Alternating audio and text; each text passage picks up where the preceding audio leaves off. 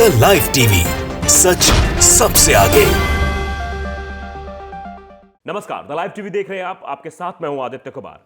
जावेद अख्तर ने एक बार फिर सीधे मोदी से टक्कर ली है, सीधे भिड़ गए हैं और एक ट्वीट करके उन्होंने मोदी की बोलती बंद कर दी है। अब प्रधानमंत्री नरेंद्र मोदी कुछ नहीं बोल पा रहे, एक शब्द नहीं निकल रहा। वो ट्वीट मैं पढ़ के सुनाता हूं आपको, बताता हूं किस मसले को लेकर उन्होंने ट्वीट किया है। दरअसल उन्होंने ट्वीट करके सीधे सीधे लिखा है कि हमारे प्रधानमंत्री ने राष्ट्रपति से मुलाकात की। जब प्रधानमंत्री राष्ट्रपति से मुलाकात की थी और यह कहा था उनकी जान को खतरा है, सुरक्षा में चूक हुई है, तरह तरह की बातें की जा रही थी, उसी झूठ का पर्दाफाश किया है और मोदी जी की जो नीति है उस पर भी एक प्रहार किया है जावेद अख्तर ने। यह लिखा है कि हमारे प्रधानमंत्री ने राष्ट्रपति से मुलाकात की जब वे, आप समझिए कि एलएमजी के साथ, बॉडी प्रूफ गार्ड्स के साथ, बुलेट प्रूफ वाहन में थे। मतलब उनके साथ बुलेट प्रूफ गाड़ी थी, उसमें बैठे हुए थे, उनके आसपास एसपीजी के कमांडोज थे जो जानते हो पलक झपकते कुछ भी कर सकते हैं। तो उन्होंने खुद के लिए काल्पनिक खतरे की चर्चा की। मतलब एक ऐसा खतरा जो शायद था ही नहीं, वहां एक कल्पना के स्वरूप वो खतरा बनाया गया कि हां प्रधानमंत्री जी को जान का खतरा है, किसी तरह सुरक्षित वापस आ गया हूं, ये अधिकारियों से कहने लगे थे।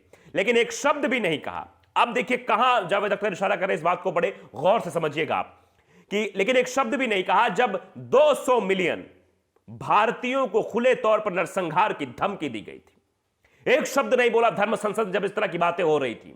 जब दिल्ली के जंतर मंतर में एक शख्स काटो मारो की बातें करता, तब भी प्रधानमंत्री एक शब्द नहीं बोलते हैं, एक शब्द नहीं। बताइए क्यों मिस्टर मोदी, ये बात सीधे लिखी है जावेद अख्तर ने। बताइए नरेंद्र मोदी जी कि आप तो सब अमले के साथ रहते हैं, काफिला रहता है आपका, फोर्स रहती है आप सब आपके साथ, एसपीजी कमांडोज आपके साथ रहते हैं, गाड़ी आपके बुलेट प्रूफ रहती है, पीएसओ आपके साथ रहते हैं, फिर भी आपकी सुरक्षा में चूक हो जाती है, फिर भी आपको आपकी जान को खतरा हो जाता है। इस बारे में आप जाके राष्ट्रपति से मुलाकात करते हैं।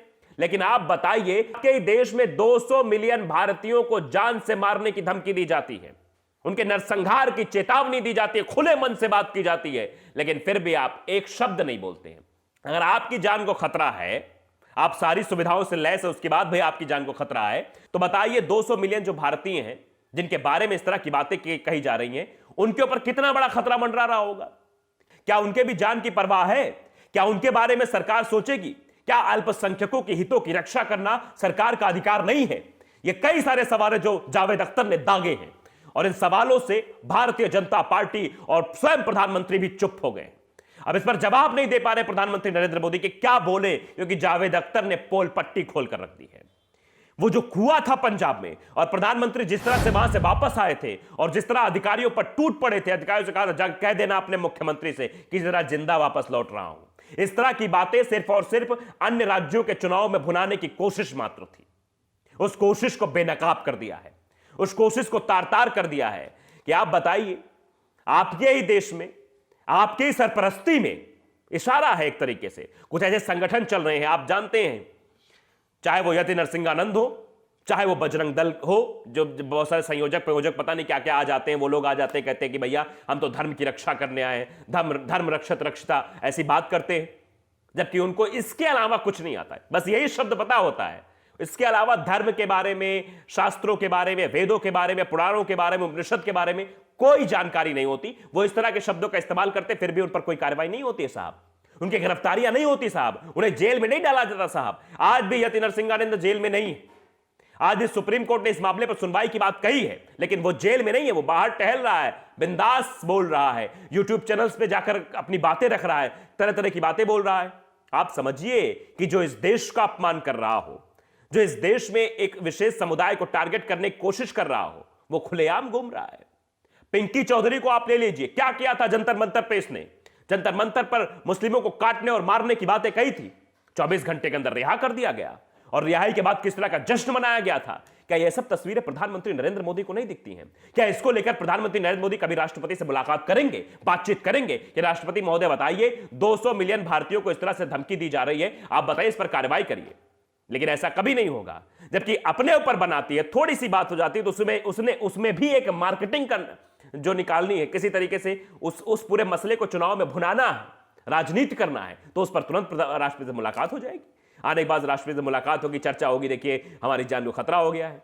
लेकिन अब आप समझिए कि जिस तरह से यह पूरा मामला सुप्रीम कोर्ट पहुंचा है और सुप्रीम कोर्ट ने किस तरह से कहा है कि इस मामले में न केंद्र सरकार पड़े न राज्य सरकार पड़े, यह मामले की जांच हम करवाएंगे। उसके बाद से भारतीय जनता पार्टी नेताओं की टेंशन बढ़ी हुई है, गृह मंत्री साहब की टेंशन बढ़ी हुई है, क्योंकि सुरक्षा की जिम्मेदारी जो है वो गृह मंत्रालय के पास होती है और उसमें अगर चूक हो रही तो जिम्मेदार गृह मंत्रालय है। अगर प्रधानमंत्री की सुरक्षा में इतनी भी चूक हो रही है तो इसकी जिम्मेदारी सीधे सीधे गृह मंत्रालय की है। अब अमित शाह जी को भी नींद नहीं आएगी, टेंशन में होंगे कि मोदी जी की चाल तो हम ही पे उल्टी पड़ गई है, कि मोदी जी ऐसा बोल गए, अब मुसीबत हमारे ऊपर है, कि सुरक्षा में चूक नहीं बोलना चाहिए था। क्योंकि आप बताइए, ये सुप्रीम कोर्ट ने जिस तरह से बातें कही है, बताइए भाई केंद्र सरकार करेगी तो अपने ही पक्ष करेगी।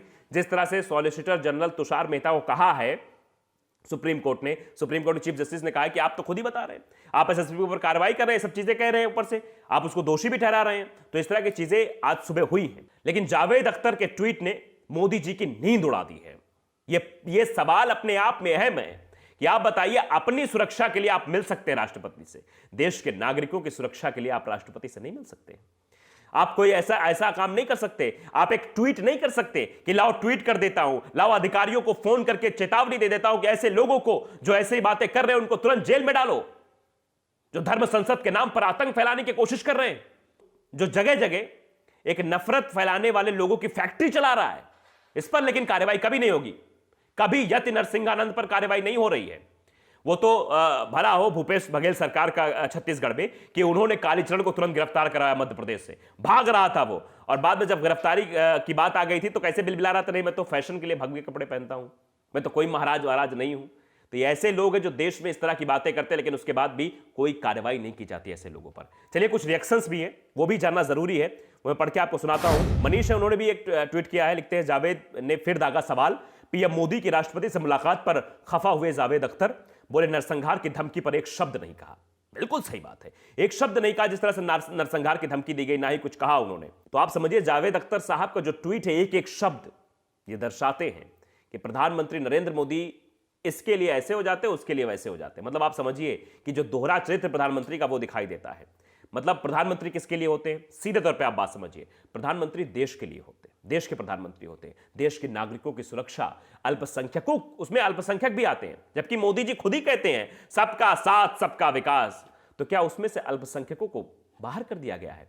उनके हितों की रक्षा कौन करेगा? उनके अधिकारों की रक्षा कौन करेगा? यह जिम्मेदारी प्रधानमंत्री नरेंद्र मोदी के ऊपर है, लेकिन प्रधानमंत्री नरेंद्र मोदी इस जिम्मेदारी का निर्वहन नहीं करते। वो उनकी जान पर बनाती है, वो भी फर्जीवादी, एक काल्पनिक तरीके से वो पूरी कहानी गढ़ी जाती है। उस पर प्रधानमंत्री राष्ट्रपति से मिल लेंगे, उस पर बातचीत कर लेंगे कि भैया देखो ऐसा हुआ, हम वहां गए पंजाब, उसके बाद हमारी सुरक्षा में चूक हो गई, हमारा काफिला मुड़ गया, हम वापस आ गए, हमने अधिकारियों को डांटा और आ गए, ऐसी ऐसी घटना हुई है, जरा आप देख लीजिए। अब जब सुप्रीम कोर्ट उसमें आ गया तो टेंशन बढ़ गई है।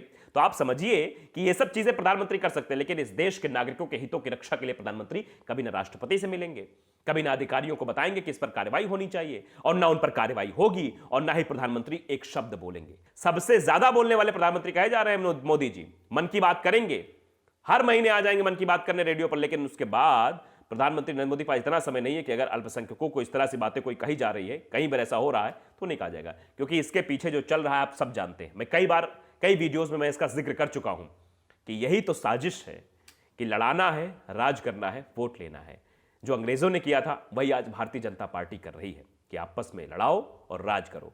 इसीलिए जावेद अख्तर का यह ट्वीट दर्शाता है कि प्रधानमंत्री काल्पनिक एक कल्पना गढ़ी जाती है, उस पर बात जरूर कर देंगे कि हमारी सुरक्षा पे खतरा हो गया, हमारी सुरक्षा में चूक हो गई, हमारी जान को खतरा हो गया, लेकिन प्रधानमंत्री नरेंद्र मोदी कभी अल्पसंख्यकों के हितों के बारे में नहीं बोल पाएंगे। जो उनको नरसंहार, उनके काटने की बात कही जाएगी, प्रधानमंत्री उस पर नहीं बोल पाते हैं।